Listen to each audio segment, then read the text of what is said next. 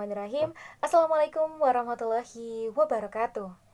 Sebelumnya kami ingin mengucapkan terima kasih kepada Ibu Dr. Anas Haji Erpanca Pertiwi Hidayati MPD dan Bapak Setiawan SPD MPD karena telah memberikan kesempatan kepada kami, khususnya kelompok 14, untuk mempresentasikan materi tentang mengkonstruksi model apresiasi dan kajian terhadap 3 genre teks, novel, hikayat, dan cerpen. Adapun anggota kelompok dari kelompok 14, ada rekan saya Sherly Marcelina dengan NPM 2050301007, beralamat di Pasir Kapudang, Cisolok, Pelabuhan Ratu, Sukabumi. Moto hidup adalah tentang bagaimana cara kita bersyukur.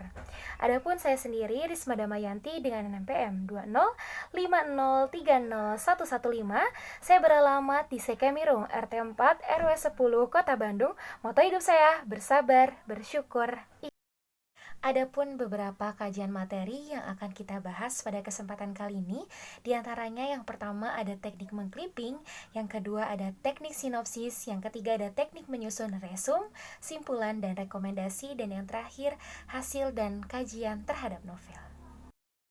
Untuk yang pertama kita akan bahas tentang teknik mengclipping.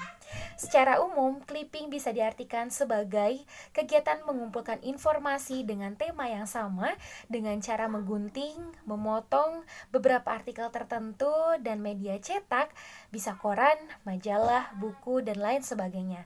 Sedangkan maksud mengclipping karya sastra di sini adalah menempel karya sastra yang telah dibaca dan melakukan analisis terhadapnya.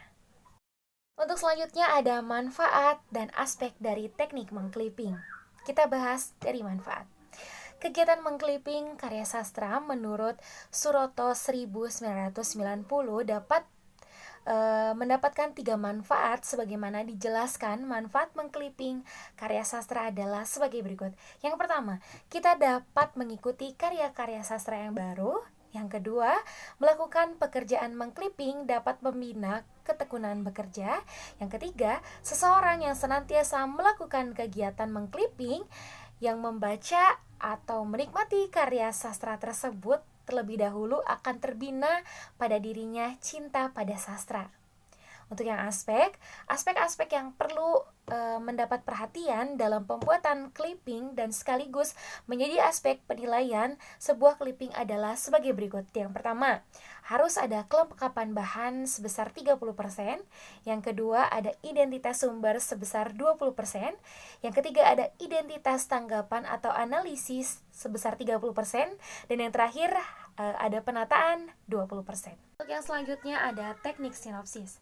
Sinopsis menurut Kamus Besar Bahasa Indonesia atau KBBI, sinopsis adalah karangan ilmiah, biasa dipakai bersamaan dengan karangan asli yang menjadi dasar sinopsis.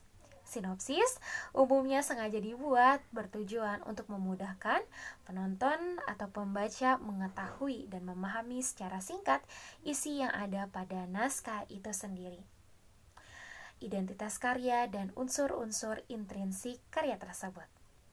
Hal-hal yang terdapat dalam sinopsis diantaranya ada identitas karya dan unsur-unsur intrinsik.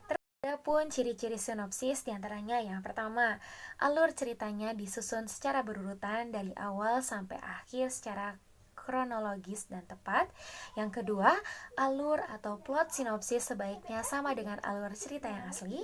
Yang ketiga, bahasa yang dipakai hendaknya memakai jenis bahasa persuasif atau berupa kalimat ajakan dan bujukan agar calon pembaca tertarik untuk membaca bukunya. Yang keempat, penampilan konflik secara detail, ringkas, serta menarik. Dan yang terakhir, membuat penasaran calon pembacanya. Untuk yang selanjutnya, setelah ciri ada fungsi sinopsis. Fungsi sinopsis diantaranya yang pertama, memberi sebuah informasi atau gambaran ringkas dan singkat tentang isi dari cerita atau buku tersebut. Yang kedua, memberi gambaran yang jelas secara sederhana tentang urutan kronologi cerita dalam naskah atau buku. Yang ketiga, sebagai prolog atau epilog dari suatu karya tulis juga naskah yang akan dipentaskan. Dan yang terakhir, sebagai draft pedoman pemain atau pemeran untuk melakukan improvisasi. Untuk yang selanjutnya ada cara membuat sinopsis. Cara pertama yang harus dilakukan yaitu membaca naskah atau buku aslinya terlebih dahulu. Hal ini supaya bisa mengetahui pesan atau kesan penting penulis secara garis besarnya. Yang kedua, mencatat gagasan pokok yang terdapat dalam naskah atau buku. Kita dapat menandainya menggunakan stabilo ataupun menggarisbawahi jika perlu. Yang ketiga, kembangkan gagasan pokok yang sudah ditandai dengan beberapa kalimat yang ringkas. Yang keempat, gunakan kalimat yang jelas, efektif, menarik, dan juga mudah dipahami. Tujuannya supaya kita bisa menggambarkan rangkaian cerita yang terdapat dalam karangan atau naskah asli tersebut. Dan yang terakhir, yang kelima, jika kita mencantumkan dialog yang ada, hanya perlu mencatat dialognya secara garis besar. Atau bisa juga diberi rincian pada halaman berapa dialog itu dikutip supaya lebih jelas dan akurat. Dan yang paling penting, sinopsis yang dibuat tidak boleh menyimpang atau juga merubah isi keseluruhan dari naskah aslinya. Baik, untuk yang selanjutnya yaitu ada teknik menyusun resume, simpulan, dan rekomendasi. Yang pertama yaitu ada resume. Resume adalah sebuah ringkasan atau rangkuman dari sebuah tulisan atau karangan yang panjang yang dipersingkat dengan mengambil bagian pokok dan juga menyisihkan rincian serta ilustrasinya. Resume ini merupakan cara yang efektif untuk dapat memperjelaskan atau menjelaskan inti atau pokok dari sebuah informasi yang ingin disampaikan kepada orang lain. Misalnya, resume sebuah buku atau juga karangan. Resume tersebut dapat menjelaskan isi pikiran seorang pengarang itu menjadi lebih ringkas. Nah, di bawah ini merupakan langkah-langkah membuat resume yang benar. Yang pertama yaitu ada membaca naskah asli untuk mengetahui serta memahami isi dari naskah asli sebuah karangan. Tentunya kita harus membaca hingga selesai. Yang kedua ada menemukan gagasan utama atau ide pokok. Yang ketiga ada menulis resume. Setelah menemukan gagasan utama dan juga membaca naskah asli, kita menulis resume. Dan yang terakhir adalah membaca ulang resume yang telah dibuat. Nah, untuk yang selanjutnya ada simpulan. Menurut Kamus Besar Bahasa Indonesia, simpulan adalah sesuatu yang disimpulkan atau diikatkan. Hasil menyimpulkan atau juga kesimpulan. Simpulan bisa didefinisikan sebagai pendapat atau gagasan akhir dari suatu teks, uraian, bacaan, dan sebagainya. Simpulan bisa berupa lisan maupun tulisan. Dalam membuat simpulan, kita harus membaca atau memahami terlebih dahulu gagasan utama dalam bacaan itu apa. Misalnya, diminta menentukan simpulan paragraf. Hal yang harus dilakukan adalah pahami keseluruhan bacaan, diawali dengan menemukan kalimat utamanya. Hal itu karena simpulan harus mencerminkan keseluruhan isi paragraf. Nah, ada pula struktur simpulan. Struktur simpulan ini terdiri dari 9, yaitu yang pertama ada judul, ada baris kepemilikan, ada abstrak, kata kunci, pendahuluan, metode penelitian, hasil dan pembahasan, simpulan, hingga daftar pustaka. Ciri-ciri simpulan yang benar yaitu yang pertama, menggunakan bahasa yang baik dan benar, menggunakan bahasa yang mudah dipahami, ada yang ketiga berisi pokok pembicaraan, yang keempat menggunakan penarikan pernyataan secara umum dari kalimat fakta sebelumnya, yang kelima membandingkan dua hal yang berbeda namun tetap memperlihatkan kesamaan pada sisi tertentu, yang selanjutnya tidak berbelit-belit dan juga berupa fakta dan jelas. Yang selanjutnya ada langkah-langkah membuat simpulan. Langkah-langkah membuat simpulan terdiri dari beberapa langkah, yaitu yang pertama, mendengarkan dengan seksama isi informasi yang disampaikan. Yang kedua, menafsirkan pokok pembahasan. Yang ketiga, menyeleksi dan menentukan pokok pikiran. Yang keempat, menulis kembali pokok pikiran dengan kalimat sendiri secara singkat atau ringkas. Yang kelima, menyampaikan kembali isi informasi yang telah ditulis secara jelas dan runtut.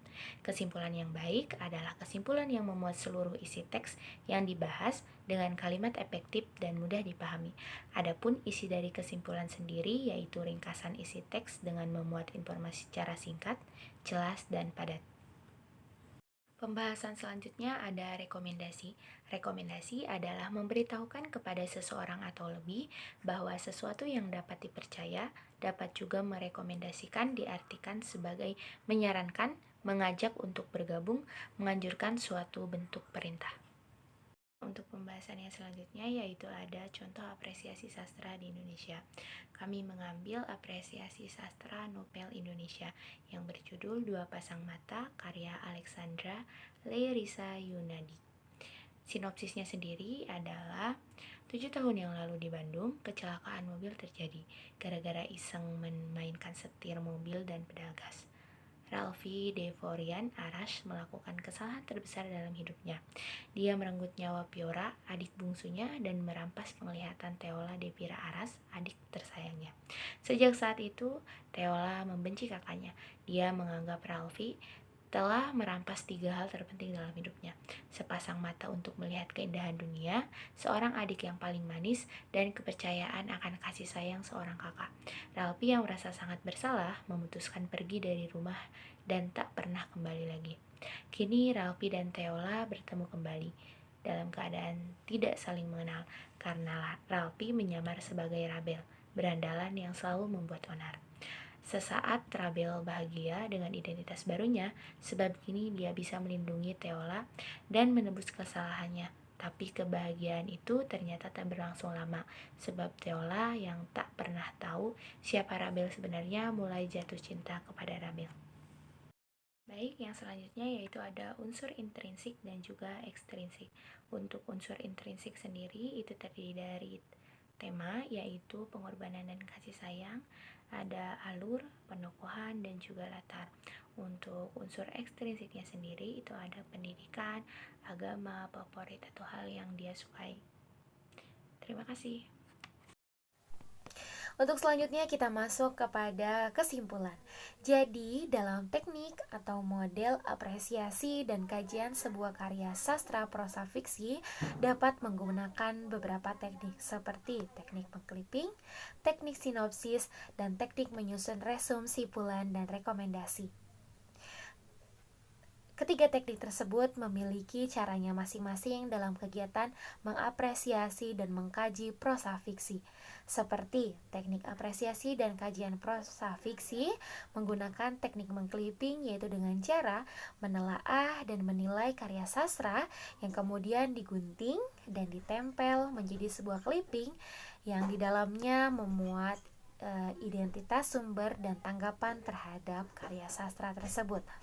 Adapun teknik apresiasi dan kajian prosa fiksi menggunakan teknik sinopsis, yaitu dengan cara menelaah dan menilai karya sastra dan menjadikannya sebuah sinopsis yang di dalamnya termuat identitas karya beserta unsur intrinsik karya sastranya. Dan yang terakhir, teknik apresiasi dan kajian prosa fiksi menggunakan teknik menyusun resum, simpulan, dan rekomendasi, yaitu dengan cara menelaah dan menilai karya sastra dan dibuat menjadi sebuah rangkuman bagian pokok, gagasan akhir, dan hasil apresiasi dan kajian tersebut diberitahukan dan disarankan kepada khalayak.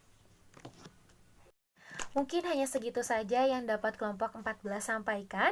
Mohon maaf apabila terjadi kesalahan. Terima kasih atas perhatiannya. Semoga bermanfaat. Assalamualaikum warahmatullahi wabarakatuh.